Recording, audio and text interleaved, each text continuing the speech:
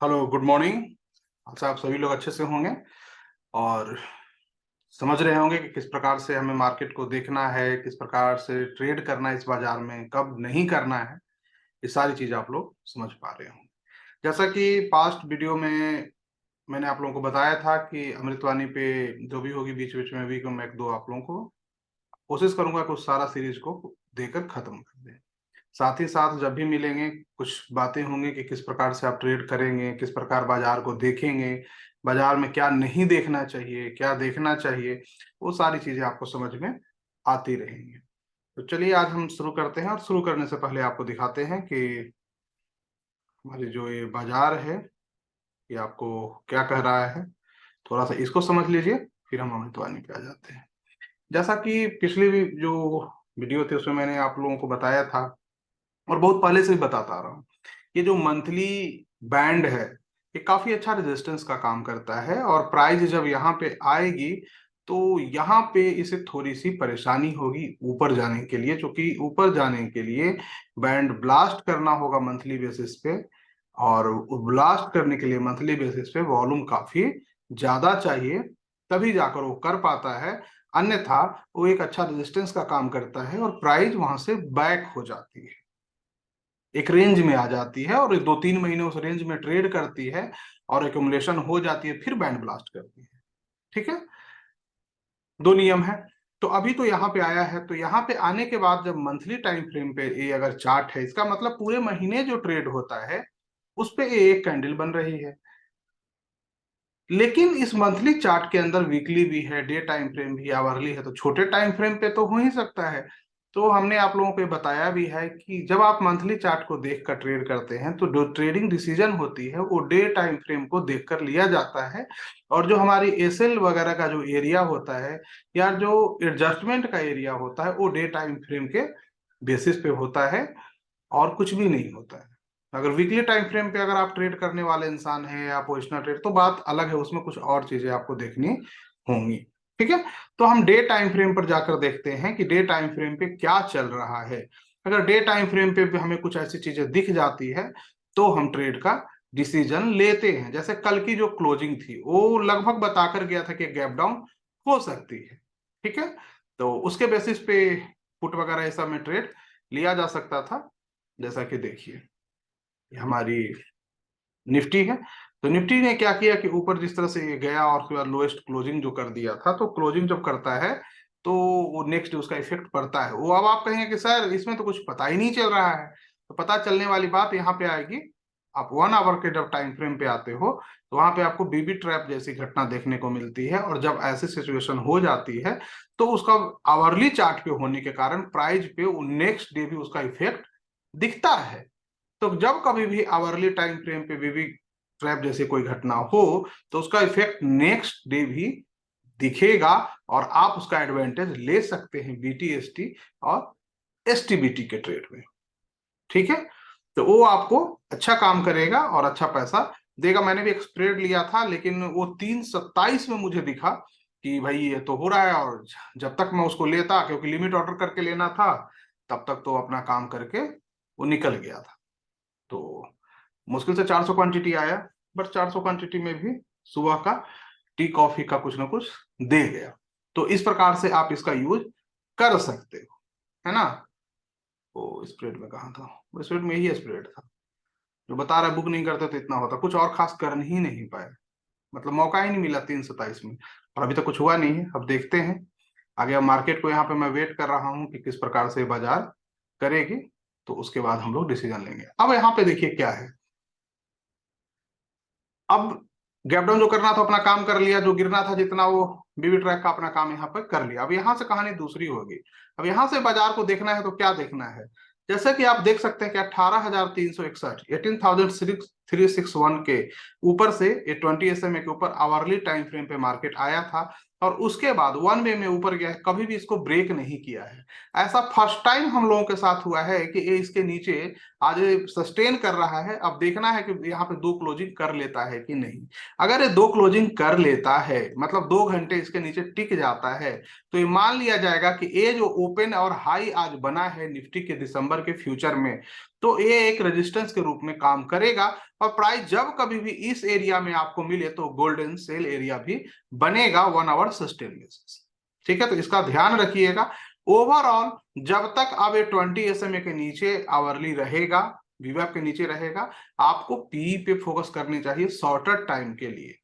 ठीक है, उसका कारण क्या है शॉर्टर टाइम के लिए, कि जब तक हमें डे टाइम फ्रेम पे मार्केट में इसको ब्रेक नहीं करता है तो बड़ी फॉल नहीं आती है। ठीक है, बड़ी फॉल नहीं आएगी। अब ये जो फॉल आगे कंटिन्यू हुआ है उसके लिए यहाँ पे एक सपोर्ट का काम करेगा मार्केट 18,550 560 के एरिया में, जो कि मैंने एक यूजुअली इंडिकेट भी किया कि वहां तक बाजार दिखाने की कोशिश करेगा। चूंकि मल्टीपल सपोर्ट एरिया बनता गया है, जिस तरह से बाजार गया है ऊपर, ये मल्टीपल सपोर्ट बनाते हुए गया है। हुआ क्या है कि एक यहाँ पे बना है और एक इस लेवल पे आप हॉरिजॉन्टल लाइन लोगे तो आपको 2-3 तरह के सपोर्ट देखने को मिलेगा। एक प्रीवियस सपोर्ट, और यहाँ पे बुलिंजर बैंड जो देख रहे हैं हमारी बैंड की लोएस्ट मीडियन सपोर्ट भी आपको देखने को मिलेगा। तो ये काफी अच्छा काम करता है, इजिली ब्रेक नहीं होता है, ये चीज ध्यान रखिएगा। तो हमारे पास 2 एरिया है, एक यहाँ पे है, इसको भी लेंगे तो 20 SMA एरिया आ जाएगा, और फिर यहाँ पे लेते हैं तो ये और ये और ये, इसको मिलाकर आप एक लाइन ले सकते हैं। तो जैसे कि आपको मार्केट का आगे का विजन दिख जाएगा, जो शॉर्ट सेल करना चाहते हैं लाइफ टाइम हाई का एज ए सेल मान के, उनको यहाँ पे 2 एरिया देखने को मिलेगा जहां पे कि अपनी पार्ट प्रॉफिट को बुक कर सकते हैं और इसके नीचे अपनी क्वांटिटी बढ़ा सकते हैं। ठीक है, तो ये चीजों को हमेशा ध्यान रखिएगा। और दूसरी चीज कि आपको एक और चीज ध्यान देनी है कि आवरली टाइम फ्रेम पे हिलेगा मिलेगा में जब तक रेड लाइन ऊपर है तब तक कोशिश कीजिए पोजीशन सेल की बनाएंगे, और जब इसके नीचे आ जाए रेड लाइन तो फिर पोजीशन आप बाय की बना सकते हैं। वो कब, जब F50 के नीचे चला जाए और उसके बाद दोबारा आए उस केस में। लेकिन अगर 50 से ऊपर चल रहा है और ये RSI हमारी 50 से ऊपर चल रही है और ये है, तो उसमें बहुत ज्यादा इसकी वैलिडिटी नहीं होती है, कहीं ना कहीं से बैक हो जाता है, तो उस केस में हमें प्रीवियस सपोर्ट प्रीवियस रेजिस्टेंस जैसी भी कोई घटनाएं देखनी पड़ती है। इसीलिए मैंने कहा चार्ट रीडिंग काफी वर्सेटाइल सब्जेक्ट है और इसमें आपको सब कुछ पढ़ना पड़ेगा, और ऐसे ऐसी छोटी छोटी सी चीजें पढ़नी पड़ती है जिसे अक्सर हम लोग ध्यान नहीं देते हैं और वो चूक जाता है। ठीक है, तो कुल मिलाकर यही है कि जब तक आवरली टाइम फ्रेम सेल में है हम भी सेल में रहेंगे, जिस समय ये बाय में आ जाएगा हम भी बाय में हो जाएंगे, और डे टाइम फ्रेम पे जिस दिन अगर प्रॉपर सेल आ जाता है, लाइन ऑफ ग्रेविटी के नीचे आ जाती है, फिर तो मार्केट गया और आने वाले 4-5 महीने 6 महीने के लिए टॉप बनाने के भी काम कर सकता है। तो अभी तो कोई चांसेस नहीं है, इसके नीचे जाएगा तो देखा जाएगा। फिलहाल जो ट्रेन इधर से इधर आने को तैयार है, आपको इसके ऊपर एसएल रखना होगा, क्योंकि हम लोग क्या करने जा रहे हैं, एक ऐसे चार्ट को प्ले कर रहे हैं जो कि मंथली में इस एरिया में है और वीकली में भी इस एरिया में, तो बोथ रेजिस्टेंस का काम करेगा। तो वीकली जो क्लोजिंग है आज की, अगर 18,000 कितना आ रहा है 673 वगैरह ऐसे एरिया है, तो इसी के आसपास आपको क्लोज कर जाएगा या इसके लोएस्ट क्लोज कर जाएगा, तो एक रजिस्ट कर लिया। अब नेक्स्ट वीक देखा जाएगा, अगर नेक्स्ट वीक भी इसके नीचे कहीं क्लोजिंग प्राइस से क्लोज कर लेता है तो फर्दर फिर होगा, तो नेक्स्ट वीक आपको अपडेट करेंगे। पर उस केस में भी आप लोग को बहुत बड़े बड़े टारगेट के लिए प्ले ऐसी मार्केट में नहीं करनी है, चूंकि मैं आपको बता दूं कि आने वाला जो 10 ईयर है वो इंडिया का है। इस 10 ईयर में जो मनी फ्लो होगा वो हमारी जो इंडियन इंडस्ट्रीज है, इंडियन कंपनियां हैं इंडिया में आपको होने वाली है, क्योंकि एक मनी का हैबिट होता है कि वो साइकिल बदलता रहता है एक मार्केट से दूसरे मार्केट में, कभी जापानीज मार्केट में, चाइनीज मार्केट में, अमेरिकन मार्केट। तो आने वाला वक्त जो इसका है वो आपको दिख जाएगा कि ऐसा क्यों है, क्या है, तो सारा कुछ मार्केट आपको बता देगा। ठीक है, दूसरी चीज की हमारे दोनों टाइम फ्रेम हायर बुलिश भी हैं, तो जब तक बेयरिश में ना कन्वर्ट कर जाए तब तक हम बड़े टारगेट की ओर प्ले नहीं करेंगे। हायर टाइम फ्रेम हमारा जब बेयरिश में कन्वर्ट कर जाएगा तब हम लोग जाकर बड़े टारगेट के लिए शॉर्ट सेल की पोजीशन बनाएंगे जहां पे। लेकिन अभी हमारे पास सिर्फ छोटा time frame, day time frame हमें इंडिकेट कर रहा है कि भाई मार्केट में एक छोटी मोटी गिरावट आ सकती है, जिसको आवरली टाइम फ्रेम अभी कंफर्म करने का प्रयास कर रहा है। वैसे तो आवरली टाइम फ्रेम का इफेक्ट मात्र 2 दिन ही होता है, जिस दिन हुआ उसके नेक्स्ट डे। तो हम लोग बीटी एसटी एसटीबीटी के लिए भी ट्रेड लेते हैं, उसके आधार पर पैसा बन जाता है, अच्छा बन जाता है। कभी समय मिलेगा तो मैं डिटेल में बताऊंगा, या फिजिकल हमसे कभी मिलेंगे तो उसमें बता दूंगा करके, ठीक है। लेकिन इसको याद रखिएगा। तो मार्केट का कुल मिला के अब यही है कि ये रेजिस्टेंस पे खड़ा है। तो जो लोग भी सपने देख रहे थे बहुत दिन से सेल करके, तो वो यहाँ पे थोड़ी से सपने देख सकते हैं। एसएल इसके ऊपर 18,887 के ऊपर 887 के ऊपर 1 क्लोज का आप लोग रख सकते हैं, जो कि बहुत अच्छा एसएल होगा। और मुझे नहीं लगता कि इजिली मार्केट इसको ब्रेक करने का प्रयास करेगी, ठीक है। लेकिन मार्केट है, ये कुछ भी कर सकता है, इस चीज को माइंड में रखिएगा। और मेरा तो हर वर्ड ही तुक्का है, चलेगा नहीं चलेगा हमको कुछ भी पता नहीं है। और 99% लॉस होने की संभावना है, इसलिए कोई भी चीज मेरी फॉलो करते हैं, किसी भी प्रकार की ट्रेड हो, एडवाइज के मार्केट ऐसे करेगा वैसे, खुद से जांचिए, खुद से समझिए, खुद से देखिए। जब वो आपके लिए काम करने लगे, जब आपको लगे कि नहीं ये हमारे लिए काम करता है और मैं इस पे कंफर्ट हूं, तो उस पे आगे प्रैक्टिस ज्यादा करना शुरू कीजिए। कभी भी ब्लाइंडली फॉलो नहीं करनी है, किसी को भी नहीं करनी है। इस दुनिया में आपकी पैसे की हिफाजत आपसे ज्यादा कोई कर ही नहीं सकता है। आपके पैसे को किस प्रकार से आगे ग्रो करना है, ये आपसे ज्यादा कोई आपके बारे में सोच ही नहीं सकता, संभव ही नहीं है। तो जब कोई चीज संभव ही नहीं है, तो फिर क्यों नहीं आप लोग कोशिश करते? जब जानते हो कि परिणाम और उसका उत्तरदायित्व तो दोनों आप पे ही निर्भर करता है, तो आपका काम है कि उस पर प्रैक्टिस करो, मेहनत करो और सीखो। और बहुत ही आसान है सीखना, इतना भी मुश्किल नहीं है इस बाजार में। समय बस लगेगा, तो लगना है। तो ये समझ गए आप बाजार के आपको क्या करना है। मोस्टली पी का ट्रेड ले सकते हैं, पी स्प्रेड कर सकते हैं, सी का सेल कर सकते हैं, तूफानी हेज बना सकते हैं सी साइड में। हेजिंग की बात हुई, नेकेड वाले तो बहादुर है, जहां कम रिस्क मिले वहां पे वो कर सकते हैं, कोई दिक्कत नहीं है। और अभी आप लोगों को मैं बता दूं कि विक्स लो होने के कारण एक फायदा है कि आईटीएम बाय और एटीएम सेल का नेकेड आपको इजिली स्प्रेड मिल जाएगा, जो कि रेयरली मिलता है, ठीक है ना। विक्स जो है हमारा, ये भी अब मूड में आया है काफी दिनों के बाद, ये भी बताने की कोशिश कर रहा है कि हम भी सपोर्ट के पास आके खड़े हैं।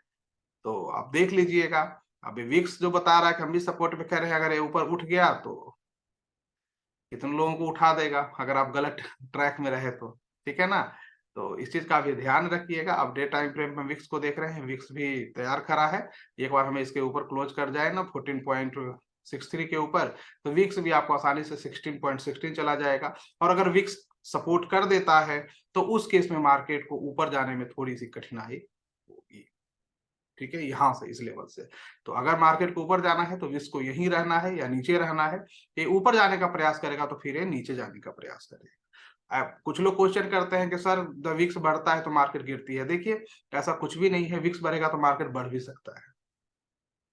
इस बात का हमेशा ध्यान रखिएगा। वो डिपेंड करता है कि विक्स किस एरिया में ट्रेड कर रहा है। विक्स फियर इंडेक्स है, ये बताती है वोलेटिलिटी कितनी है, फियर कितनी है, निफ्टी की प्राइसिंग कितनी हो सकती है, वोलेटिलिटी कितनी हो सकती है परसेंटेज वाइज, ये सब चीजें आप इससे पता कर लेते हैं, ठीक है ना।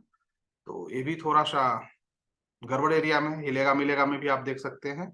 और ऐसे भी तो ये अगर राइज कर जाता है तो फिर उसका आपको इफेक्ट इधर देखने को मिलेगा।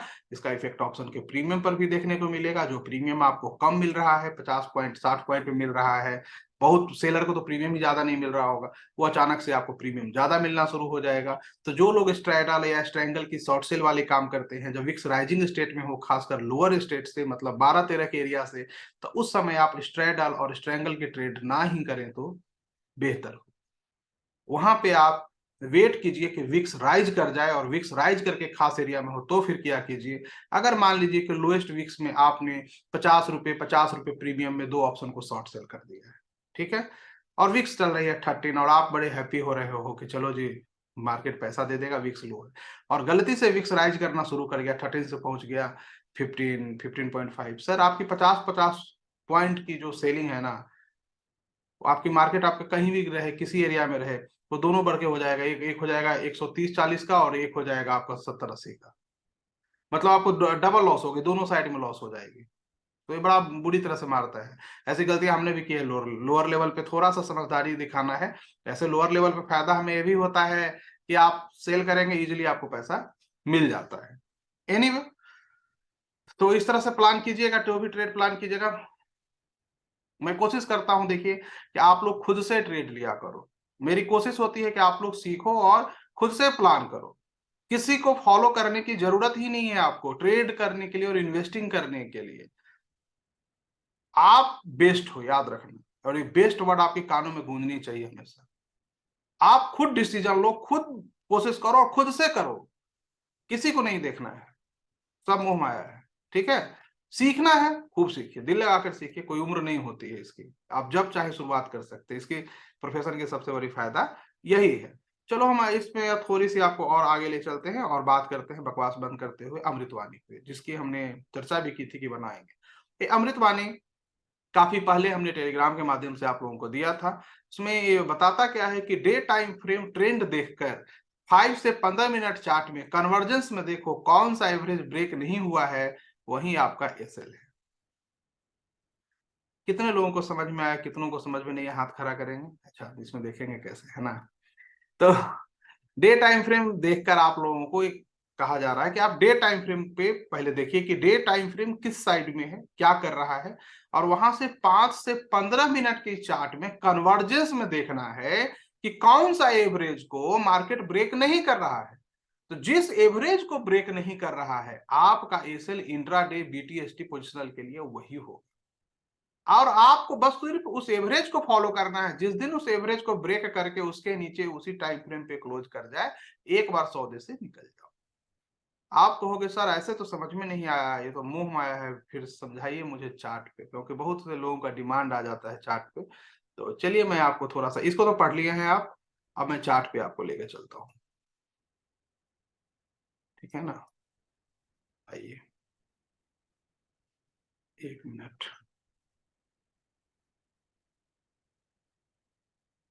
ऐसे देखिए, मैं कोशिश करता रहता हूँ कि बहुत सी चीजें आप लोगों को बताऊं, और काफी कुछ नई चीजें भी है। मेरी नेचर में है कि मैं थोड़ा सा R&D करता हूँ मार्केट से, और आप लोग मत कीजिएगा, इसकी बहुत बड़ी फी है।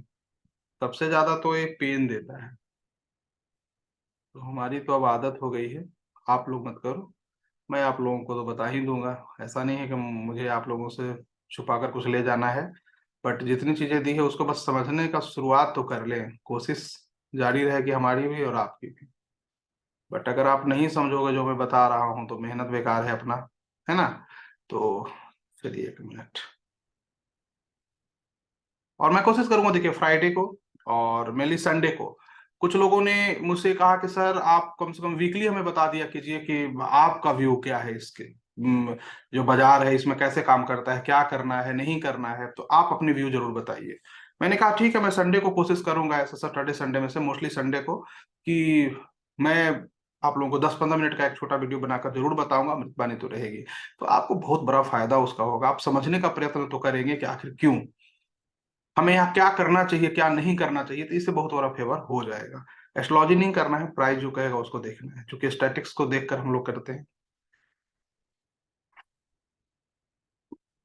देखिए सिंपली समझिएगा, डे टाइम फ्रेम है तो हमने क्या कहा है कि डे टाइम फ्रेम पे आपको 5 to 15 मिनट का टाइम फ्रेम देखना है, और आपको देखना है कि आपका एसएल कहाँ है। तो मैंने 15 मिनट का कर दिया, और यहाँ पे ज्यादा नहीं, 1 मंथ का चार्ट कर देते हैं। ठीक है, अब 15 मिनट पे हमने कर दिया है, और 1 मंथ का जो चार्ट है तो उसको और थोड़ा सा छोटा करते हैं, क्योंकि उसमें दिखेगा नहीं जो मैं आप लोगों को बताना चाह रहा हूं। तो कैसे उसको आप समझेंगे कि आपका एसएल कहाँ है, तो बड़ा ध्यान से दिखेगा इस चार्ट को। डे टाइम फ्रेम पे निफ्टी अप है, तो इसका मतलब है कि हमें कहीं ना कहीं बाय का ट्रेड लेना है जब लोअर लेवल पे आएगा। तो हमें ये देखना है कि कौन सा ऐसा मूविंग एवरेज है जिसको कि मार्केट ब्रेक नहीं करना चाहती है और जिसके नीचे क्लोज नहीं करना चाहती है। तो आपको यहाँ पे दो एवरेज देखने को मिलेगा, एक जो यहाँ पे आप ग्रीन लाइन देख रहे हो, एक यहाँ पे आप ब्लैक लाइन देख रहे हो। जो ग्रीन लाइन है वो 50 EMA है, और जो ब्लैक लाइन है वो 100 EMA है।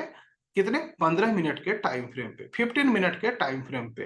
तो इसका मतलब क्या हुआ समझिए, इसका मतलब ये हुआ कि बाजार एक बार गिरती है और इस लेवल से ऊपर उठ जाती है, गिरती है ऊपर उठ जाती है, और इसके नीचे ये क्लोज नहीं करता है मार्केट, इसके नीचे क्लोज नहीं किया है, इसके ऊपर इतनी बड़ी गिरावट भी होती है तो ग्रीन लाइन के ऊपर क्लोज किया है। इसका मतलब एक सपोर्ट के रूप में काम कर रहा है, और जब भी प्राइस कभी इसके पास आता है और रुकने का प्रयास करता है या क्लोज होता है, तो आप एक रिस्क यहाँ पे एसएल मान के ले सकते हैं। वैसे ही यहाँ पे आता है, फिर ऊपर जाता है, फिर ग्रीन पे आता है, फिर ऊपर जाता है। तो अब अगर ग्रीन को ब्रेक करना है तो सीधा ये गैप डाउन कर देगा। और ये तो बता के गया था, चूंकि बीबी ट्रैप का था तो करता इसकी नेचर है। तो गैप डाउन करके इसके नीचे सीधे आ जाएगा। तो क्या हुआ कि ब्रेक कर दिया। जैसा कि आप लोगों ने आज तक हमसे पढ़ा है कि कोई भी सपोर्ट रेजिस्टेंस वगैरह हो तो मोस्ट ऑफ केस में वो गैप अप गैप डाउन में ब्रेक कर जाता है। मोस्ट ऑफ केस में 100% कुछ भी नहीं होता है बाजार में। हम लोग तुक्का लगाते हैं, चल जाता है ठीक है, नहीं चलता है तो भी ठीक है, पर जिंदगी चलती रहती है लर्निंग करके। अभी क्या है, यहाँ पे देखिए इस पे के पास आया था और निकल गया है, तो ये भी एक सपोर्ट का काम करेगा 18,684 अभी। मतलब 18,684 के नीचे 15 मिनट भी सस्टेन कर जाएगा तो सीधा स्टेशन नीचे की तरफ ट्रांसफर कर देगा अपने आप को। मैं आज की बात बता रहा हूं, तो ये सपोर्ट का काम करेगा, ठीक है ना। इसको हमेशा याद रखिएगा। तो ये तो हो गई 15 मिनट के टाइम फ्रेम पे, लेकिन 5 मिनट पे जाएंगे तो ये स्कैल्पर के लिए होता है और पिक्चर पूरी बदल जाती है। जो स्कैल्पिंग करते हैं वो राजा होते हैं। अब इसको देखिए, ये क्या कर रहा है, ये ब्लू लाइन देख रहे हैं, ये कितना 150 ईएमए है। मतलब 150 ईएमए को ब्रेक नहीं कर रहा है, तो अब 150 ईएमए को कैसे ब्रेक करेगा, गैप डाउन कर लेगा। तो 150 ईएमए ब्रेक कर गया। अब जैसे ही आपने मॉर्निंग में देखा 150 ईएमए ब्रेक कर गया, क्या करेंगे, इमीडिएट कोई पी का स्प्रेड बनाएंगे ये सेल इस हाई के ऊपर। डरिए मत। जब डर गया वो लॉस लेके घर गया। डरा तब जाता है जब आपको कुछ नहीं आता है। जब आप इस बाजार को समझने लगे हैं तो डरना नहीं है। आपको याद रखना है, know the risk, identify the risk, enjoy the risk, adjust the risk. मतलब हर चीज आपको रिस्क ही है इस बाजार में, और रिस्क को ही एडजस्ट करना है, रिस्क को ही एंजॉय करना है, और रिस्क को जानना भी है। तो ये चीज आपको हमेशा याद रखनी है, आपको कभी भी परेशानी नहीं आएगी। बहुत छोटी छोटी सी ऐसी चीजें हैं जो बाजार में मैंने देखा है, मैंने सीखा है कि भाई ऐसे काम करता है, तो हमने देखा कि भाई ये काम कर रहा है, चलो लोगों तक बताई जाए। क्योंकि आप लोग जब इसको जानोगे तो और जगहों पे जाएगा, कम से कम इस बात की खुशी होगी कि सही नॉलेज लोगों तक पहुंचेगी, तो कि उन्हें जानना क्या है। क्योंकि देखिए इस बाजार में हजारों चीजें भरी पड़ी हैं, तो हजारों चीजों को आप नहीं जानोगे। अब जीनियस इन ऑल मतलब ये नहीं कि सारे बुक्स पढ़ ले, जीनियस इन ऑल मतलब जो भी प्रैक्टिकल नॉलेज है, जो बाजार आपको बताना चाहता है, जो इसेंशियल है, वो आपको जानने की बहुत ही आवश्यकता है। तो इसका ध्यान रखिए और जानते रहिए, सीखते रहिए। कुछ ना कुछ मैं भी कोशिश करूंगा कि आप लोगों को इस तरह बताता रहूं, और नॉलेज बैंक आपकी धीरे धीरे धीरे बढ़ती रहे, और एक टाइम आए कि आप लोग प्राउडली कह सको कि हाँ सर, अब मुझे डर नहीं है, मैं अब लाइफ में अपने पैरों पे खुद चल सकता हूँ इस बाजार में, और 10-20 व्यक्ति को लेकर भी चल सकता हूँ। तो वो काफी अच्छा फील करवाएगा हमें भी, इवन आपको भी। तो इस प्रकार से वो अमृतवाणी का सार है, तो समझिए। हर अमृतवाणी अपने आप में कुछ ना कुछ बता के जाता है। बस प्रॉब्लम यह है कि उसको एक्सप्लेन करने के बाद आप लोग उसको अच्छी तरह समझ पाते हो, बिना एक्सप्लेन के हो तो सब मोह माया में कहीं ना कहीं निकल जाता है। तो इसका ध्यान रखिएगा और मेहनत करते रहिए। जितनी मेहनत करेंगे उतना अच्छा है। और खुद से कोशिश कीजिए ट्रेड लेने के लिए, खुद से कोशिश कीजिए सारी कुछ करने के लिए। आपको किसी पे आश्रित होने की आवश्यकता नहीं है। You are the best. दूसरी चीज मैं आपको बताना चाहूंगा कि मंडे और ट्यूसडे दिन के 1 बजे से 2 बजे तक मैंने एक टाइमिंग रख दिया है। इसमें आप लोगों में से कोई भी व्यक्ति हो जिनको किसी प्रकार की प्रॉब्लम हो, लगता हो कि नहीं बाजार में परेशान है क्या है, अगर कुछ लगे कि सीखने लायक है, तो आप मंडे ट्यूसडे इस टाइम पे हमसे आकर मिल सकते हैं। उसके लिए किसी से पूछने की आवश्यकता नहीं है। 1 बजे से 2 बजे तक, ठीक है। और बाहर से कोई मान लीजिए आते हैं, दूर से आते हैं, तो एक बार कॉल कर लीजिएगा। ऑफिस का नंबर तो दिया हुआ है ही, मोबाइल वाला है, उस पर भी कॉल कर सकते हैं, चाहे जो पे भी। और ताकि कंफर्म हो लीजिए कि मैं टेडियो में कहीं बाहर ना चला जाऊं। क्योंकि इस हमारे शहर से तो लोग आते हैं तो बगल में कभी मुलाकात नहीं हुई तो बगल में रहते हैं चले जाएंगे, लेकिन दूर से आएंगे तो उन्हें मुश्किल होगी ना। तो मेरी ये कोशिश होती है कम से कम वो आए तो कंफर्म। तो 2 दिन इसलिए है, वो 2 दिन तक आराम से मिल सकते हैं। 1 घंटे का है टाइम मैंने रखा है आप लोगों के लिए, ताकि आपकी परेशानियां दूर हो और फेस टू फेस डिस्कशन हो। क्योंकि इस तरह किसी ने आज तक किया नहीं था। और बट मेरी कोशिश है कि आप लोग को जितना हो सकता है हमसे, हम प्रयास में हैं कि आप लोग उसको सीख लीजिए। मकसद साफ है और कोई नहीं है। जितनी जल्दी आप सीखोगे उतना अच्छा है। तो दो मंडे और ट्यूसडे 1 बजे से 2 बजे जब भी आपको जो लोग भी चाहे मिल सकते हैं, डिस्कशन कर सकते हैं। उनको कोई भी दिक्कत हो, कोई परेशानी हो, हमसे जहां तक होगी मैं अपना एक्सपीरियंस बताने का जरूर प्रयास करूंगा। लेकिन कोई ट्रेड अगर आप सोचेंगे या कुछ आप ये सोच रहे हैं एडवाइजरी, तो ये सब हमारा काम नहीं है, सब मोह माया है। मैं तो शुरू से इसका विरोध करता रहा हूँ और मैं करता रहूंगा आगे भी। मेरी बस राय है आप लोग खुद से सीखो, खुद से करो। मैं अगर कुछ भी बताता हूँ, देता हूँ, तो बस सिर्फ इसलिए होता है कि आप उसको सीख लो, इसमें क्या चीजें ऐसी हैं जो मुझे दिखा आपको नहीं दिखा, तो उसको सीखकर प्रयास करो। धीरे धीरे तो सब कर लेंगे ना। और पैसा बचाइए, शुरुआत में पैसा बचाना ही पैसा कमाना है। नेकेड ट्रेड करने का बुखार है तो एक्सपायरी के दिन उतार लो ना। देखो 2 एक्सपायरी से कितना पैसा दिया है। जो एक्सपायरी डे का मैंने ट्रेड बताया है, 8-8 रुपए के ऑप्शन 80-80 रुपए चले गए, 10-20-20 रुपए की बैंक निफ्टी 200-200 चले गए।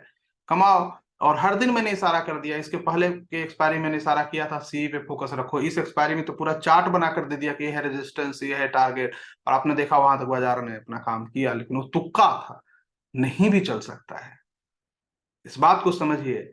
तो पैसा अपना लगा रहे हैं तो अपनी फेथ पे, अपनी कन्विक्शन पे, अपनी कॉन्फिडेंस पे लगाइए। किसी के कहने पे नहीं लगाना है, चाहे कोई भी हो। ठीक है ना। और हेज करके ही जाइए। नेकेड आपको परेशान करेगा। नेकेड उस समय ट्रेड करो जब खोने के लिए आपके पास कुछ भी नहीं हो, जो आपको लगे कि यहां से ले ही कितना जाओगे।